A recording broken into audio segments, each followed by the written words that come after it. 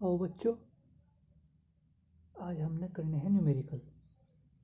ठीक है, और जो पहला आपका न्यूमेरिकल है वो है गति की समीकरण पर आधारित। उसमें लिखा हुआ है, देखो, कि एक्स अक्ष के अनुदिश। एक्स अक्ष के अनुदिश इस लाइन का मतलब सिर्फ ये है कि वस्तु सीधी रेखा में जा रही। समझ गए कि एक्स अक्ष के अनुदिश गतिशील कण के वेग समय ग्राफ, और ये इसका वेग समय ग्राफ दे रखा आपसे। तो पहले उसको बना लो, ये कहना क्या चाह रहा। तो इसमें ये हमने अब इसका वेग समय ग्राफ बनाएंगे। दिख रहा, वेग समय ग्राफ में यहाँ से वेग लेंगे और इधर समय लेंगे। तो वेग इसने दिया है मीटर प्रति सेकंड में कितना, यहाँ 2 4 6 8, यानी कि 2 4 6 8। ठीक भाई, और इधर समय 1 सेकंड 2 सेकंड 3 सेकंड 4 सेकंड, 1 2 3 4, ये सेकंड में है, समय है, और ये मीटर प्रति सेकंड में, यानी कि वेग है ये। अच्छा, और जो ग्राफ है वो कुछ इस तरह है, यानी कि वो काट रहा कहाँ से, 8 को और जो 4 को, तो यहाँ से काटा उसने कुछ कुछ। ठीक है, और यहाँ से शुरू हुआ तो हमने खींच दिया सीधा। और इसको आपसे हमने ग्राफ पढ़ना बताया था, उसमें देखो ये t बराबर 0, 0 पर वस्तु का वेग 2 मीटर प्रति सेकंड, फिर इस पर कोई बल लगा होगा, त्वरण पैदा हुआ, और त्वरण भी बताएंगे क्या होगा। और फिर ये इस पर जो बल लगा, यानी कि त्वरण ने काम करा, वो करा 4 सेकंड तक, और 4 सेकंड बाद इसका वेग पहुंचकर कहाँ से हो गया,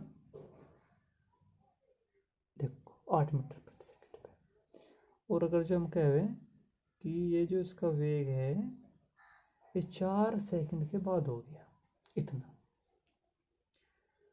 तो इसमें देखो सारे न्यूमेरिकलों में आपने सुकून से लिखना क्या है, पहले दिया है। यहाँ तो जो ग्राफ है इसमें कुछ खास दिया नहीं है, वैसे जितनी भी आपको सब न्यूमेरिकल की बात है, पहले आप सुकून से लिखो।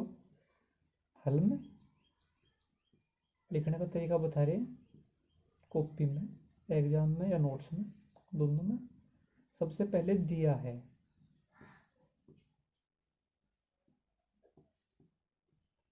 फिर जो कुछ भी उसने दे रखा होगा वो लिखो, फिर है ज्ञात करना है।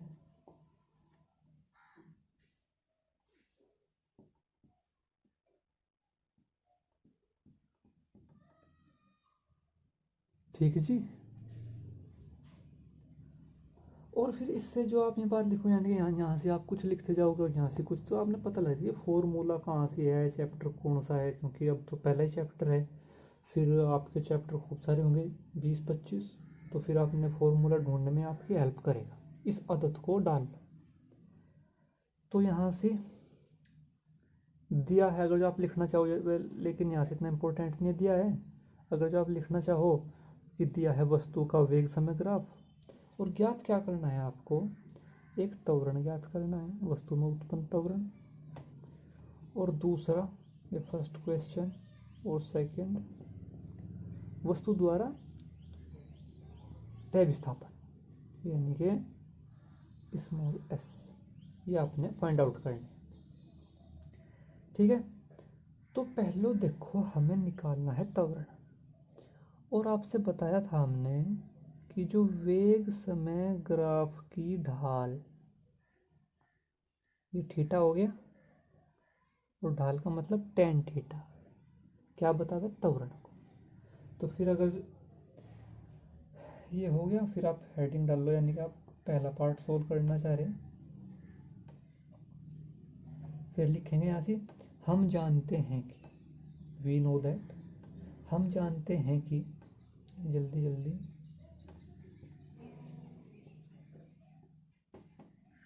क्या जानते हैं, कि वेग समय ग्राफ की त्वरण बराबर वेग समय ग्राफ की ढाल, या आप सीधा ही लिख दो = tan थीटा।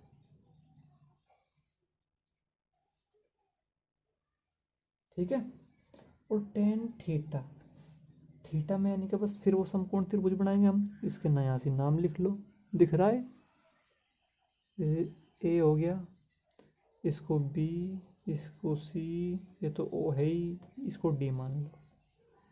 ठीक है, तो tan थीटा यहाँ से A B upon B D.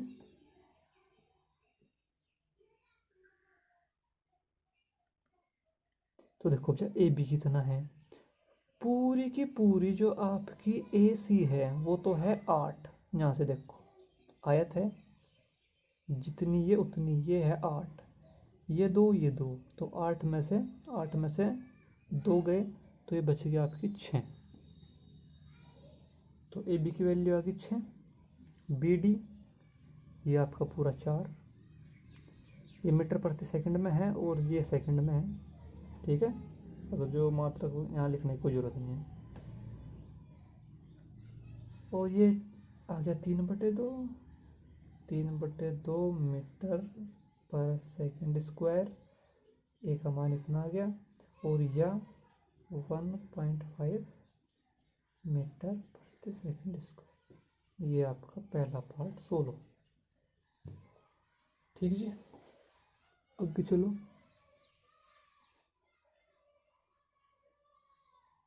अब जो हमें निकालना है विस्थापन, क्या निकालना है जी, विस्थापन। और जहाँ से विस्थापन का नाम हो और वेग समय ग्राफ की बात हो, ठीक है, तो वहाँ से हमने क्या देखना, क्षेत्रफल।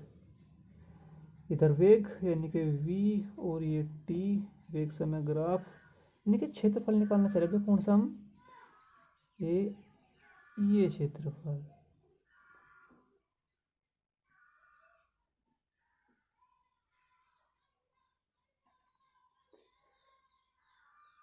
तो इसको निकालने के 2 तरीके हैं, दोनों बता रहे, जो सा अच्छा लगे उसको अप्लाई करो। तब आप सेकंड पार्ट,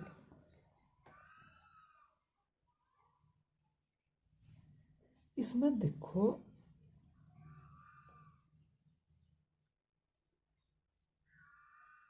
जो एस है वो है, लिखना चाहो अगर जो आप वेग समय ग्राफ द्वारा समय अक्ष पर घेरा क्षेत्रफल, ये लिख दो। तो क्षेत्रफल आपका ये सारा आ गया। ठीक है, तो इसमें आप इस क्षेत्रफल को 2 भागों में बांट दो, एक इससे ऊपर का एक नीचे का, ये बन गई एक आयत और ये बन गया एक त्रिभुज। तो इनमें इन आकृतियों के नाम डाल दो, यानी कि क्षेत्रफल वो, तो कुल क्षेत्रफल 2 भागों में बांट दे हमने। क्षेत्रफल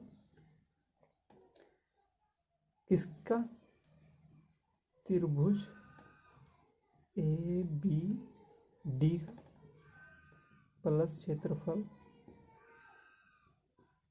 आयत कहीं से शुरू बी सी ओ डी का। ये क्षेत्रफल 1/2 आधार गुणा ऊंचाई, 1/2 आधार यानी कि 4 ऊंचाई, त्रिभुज की बात हो रही। आयत लंबाई गुणा चौड़ाई, लंबाई 4 चौड़ाई 2,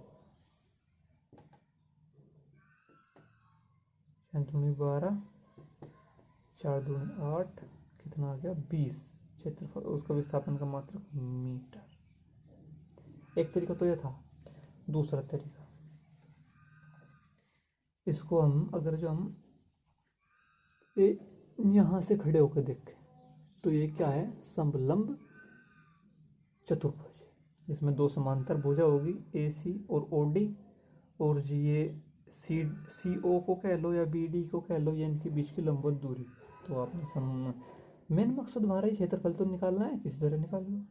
तो समलंब चतुर्भुज का क्षेत्रफल क्या हो, 1/2 समांतर भुजाओं का योग। समांतर ये पूरी भुजाएं इतनी नहीं, समांतर भुजा कितनी 8 + 2 यानी कि 10, और जी बीच की दूरी 4, 10 चौक 40, उसका अर्थ आ गया 20 मीटर। मात्रक भी लिखो, कभी 20 पर रुक जाओ। तो जी ये आपका न्यूमेरिकल था गति की समीकरणों का, उस पर बेस था, समझ में आया।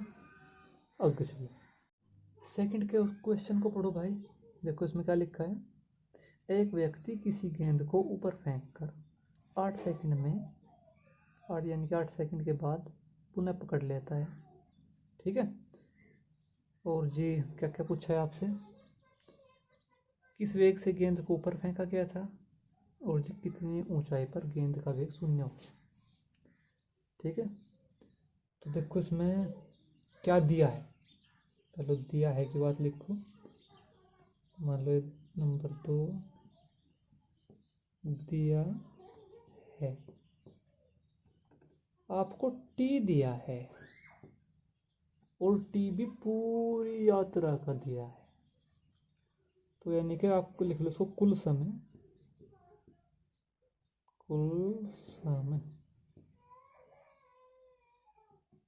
टी बराबर, बस ना इसको टी ना लिखो, यानी कुल समय बराबर 8 सेकंड, फिर गट्टी बनाएंगे नहीं हम अद्धा करके, तो कुल समय बराबर 8 सेकंड। और जी ज्ञात करना है, कैसे ज्ञात करना है आपको, एक तो आपको यू ज्ञात करना है, वो आप लिख लो बस, अब जो तो ज्ञात करना है, एक तो आपको यू ज्ञात करना है, और जो दूसरा किस ऊंचाई पर, दूसरा आपको क्या करना है एच को ज्ञात करना। तो इसका पहले जल्दी से डायग्राम देखो। मान लिया कि आपका पृथ्वी तल, गेंद फेंक के ऊपर हो गई यहाँ से, इस पूरी यात्रा में वेग क्या रहा, वेग की दिशा ऊपर की ओर, फिर आवेगी तो वो इसी रास्ते पे से नीचे, लेकिन हम समझाने के लिए क्या बता रहे हैं कि यहाँ तक की यात्रा हमने आधी खा दी, और जो सी उल्टी यात्रा है वो इधर मान लो आप भाई, ये इसी ऊंचाई पे से अलग अलग यात्रा नहीं है, ध्यान में रखना, ये तो बस हमने दिखा दी, इस यात्रा को हमने 2 अलग अलग हिस्सों में बांट दिया। तो देखो यहाँ से जब आपने वो, आप हो या वो व्यक्ति हो, जब उसने गेंद को ऊपर फेंका होगा तो यहाँ से कोई ना कोई प्रारंभिक वेग दिया होगा, समझ गए, तभी तो ऊपर गई इतनी, और फिर यहाँ से बिल्कुल चोटी पे जाके उसका वेग क्या हो गया होगा 0, ठीक है। और उसने ये एच ऊंचाई तक गई होगी वो, यानी कि एच ऊंचाई पर जाकर उसका वेग 0 होगा। तो आप देखो इसमें गुरुत्वाधीन गति का प्रश्न है ये, और गुरुत्वाधीन गति में सबसे इम्पोर्टेंट बात क्या है कि वस्तु जितना समय ऊपर जाने में लेगी उतने में नीचे आवेगी, यानी कि यहाँ से 8 सेकंड है, तो यानी कि t बराबर 4 में वो ऊपर जाएगी और t बराबर 4 में नीचे आ जाएगी, सिंपल। सेकंड में बात चल रही, तो जी सेकंड, ठीक है, समझ गए। यानी कि ये आप लिखना चाहो कि हम जानते हैं कि गुरुत्वाधीन गति में T1 बराबर, यानी कि अब ये लिख दो बस सीधा कि गुरुत्वाधीन गति में गेंद को ऊपर जाने में लगा समय बराबर नीचे जाने में लगा समय, अतः एक यात्रा ये होगी, इसमें वस्तु को लगा समय, यानी कि t इक्वल टू 4 सेकंड। तो हमने क्या पता चल गया कि t बराबर 4 सेकंड है, ठीक है। अच्छा जी, तो ये हो गया। अब आपको u निकालना है, तो देखो ऊपर जा रही तो त्वरण ऋणात्मक, यानी कि माइनस समीकरण लगी माइनस वाली, तो इसमें सिंपल आप लिख तो लोगे, लिखने में क्या है कि आपको ज्ञात करना है प्रारंभिक वेग तथा ऊंचाई। तो अब देखो हम यहाँ से निकाल लेंगे u, ठीक है। तो फर्स्ट पार्ट हमने डाल दिया कि हम u को फाइंड आउट करना चाहें, फिर आप यहाँ लिखोगे कि गुरुत्वाधीन गति में ऊपर जाने में लगा समय तथा नीचे आने में लगा समय बराबर होता है, ठीक है।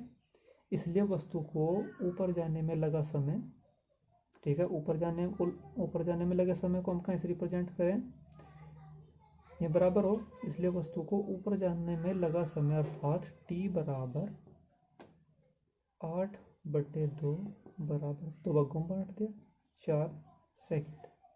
इतनी बात लिख दी। अच्छा जी, फिर देखो यहां से कौन सा समीकरण बैटरी फिट है।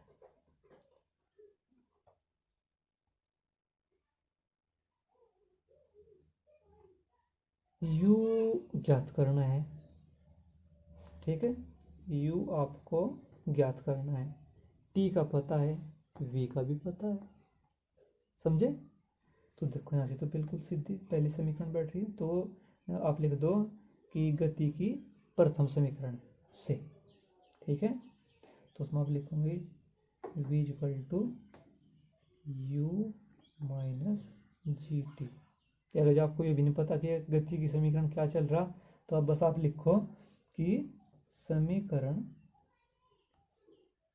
छोटो इसका नाम नूम बताने की कोई जरूरत नहीं है, कि समीकरण v equal to u minus g t से, या जी टी में दिए गए मान रखने पर।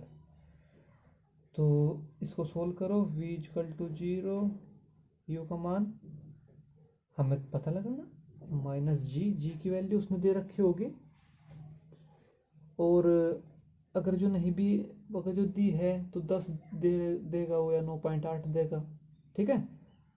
और हम दोनों से निकाल के बता रहे। तो यहाँ का जो g की वैल्यू 10 है, तो 10 इंटू टी यानी कि 40, और जी ये इसको पलट लो, यानी कि u का जो मान आ गया वो आ गया 40 मीटर प्रति सेकंड, यानी कि जो आपको आपने वेग दिया था ना, ये कितना है, 40 मीटर प्रति सेकंड, पता लग गया। अच्छा जी, 40 मीटर प्रति सेकंड हो गया। और अगर जो वो यहाँ से फिर आप 9.8 रख दोगे, अगर जो 9.8 दे रखा उसने जी का मान, तो वो आ जाएगा आपका यू का मान, आपको 9.8 इंटू 4, तो या कैलकुलेट करके आएगा 39.2 मीटर पर सेकंड, क्योंकि वेग है, ठीक है। बस इसमें क्या करना है, वो यहाँ से आपने 9.8 रख देना है, और जिसकी गुणा करके और ये इधर उधर जाके ये आ जाएगा। अब जा, क्या दूसरा सवाल क्या था कि जी वो ऊंचाई बताओ, यानी कि h का मान बताओ। तो देखो अब जा कौन सा समीकरण लगाओगे आप, दूसरा पार्ट आ गया। दूसरे पार्ट में हमने क्या निकालना है, हाइट। तो देखो जी, h है, u है, और v है, और t है, सब कुछ है, चाहे दूसरे लगा लो, ठीक है, या आप तीसरी लगा लो, ठीक है, क्योंकि u का मान भी है, तीसरी भी लग जाएगी, दूसरी भी लग जाएगी। अगर जो हमारे पे u का मान ना होता, u का तो निकालना पड़ता भाई, ठीक है। सपोज करो अगर जो हमारे पे t का मान ना होता, फिर हम देखो t का मान फिर वो तीसरे में नहीं आता, उसमें क्या हुआ है, v square is equal to u square minus 2gh, वहाँ ओनली v और u से काम चल जाएगा, ठीक है। लेकिन हमारे पास t भी है, तो आप दूसरी भी लगा सको, तीसरी थोड़ी सिंपल से बन जाएगी, क्योंकि वी स्क्वायर यानी कि 0 बन जाएगा, तो उसी से देखो। तो जी अगर आपको नहीं पता कि कौन सी है या कौन सी है, तो कोई ज़रूरत नहीं है, बस आप लिखो समीकरण, नाम बताने किसी से कोई ज़रूरत नहीं है, कि समीकरण v square is equal to u square minus 2gh से। तो v का मान इस यात्रा की बात कर रहे हैं, इसकी तो हमने ज़रूरत ही नहीं पड़ती तो बताते। तो यानी कि 0 का स्क्वायर हो गया जी, और ये आपका 40 का स्क्वायर माइनस 2gh इधर आ गया, 40 गुना 40, और जी एच इजिकल टू आ गया 40 गुना 40 अपॉन 2g की वैल्यू रख दी 10, ठीक है, और जी आ गया इतना, और जी ये हो गया, ये आपका 2 ओवर कट गया, तो h का मान आ गया कितना, 80 मीटर। ये कब है जी? ये है जब आप जी का मान 10 ले रहे हैं। फिर क्या होगा, अगर जब आप जी का मान 9.8 ले लोगे तो फिर यहाँ से आप 39 पॉइंट यानी कि 39.2 यहाँ रखना पड़ेगा आपने, और जी ये आपने करना पड़ेगा 9.8। तो अगर जो आप इस तरह करना चाहोगे, ठीक है, तो इसकी वैल्यू वो आएगी आपकी 78.4 मीटर। वो तो आपने एग्जाम में टाइम देखने से, यानी कि टाइम थोड़ा बच रहा और उसने जी का मान दिया ही नहीं, तो आप 10 लेकर अपना काम निकाल लो, ठीक है। तो भाई अगर जो उसने जी का मान 9.8 रखने नहीं दे रखा, समझ गए, तो फिर तो आपने रखना ही है जी, उसमें तो कोई आपके पास ऑप्शन ही नहीं बचा। तो ये आपके सवाल समझ में आ गया, हो गया, सिंपल था, आसान था, ठीक।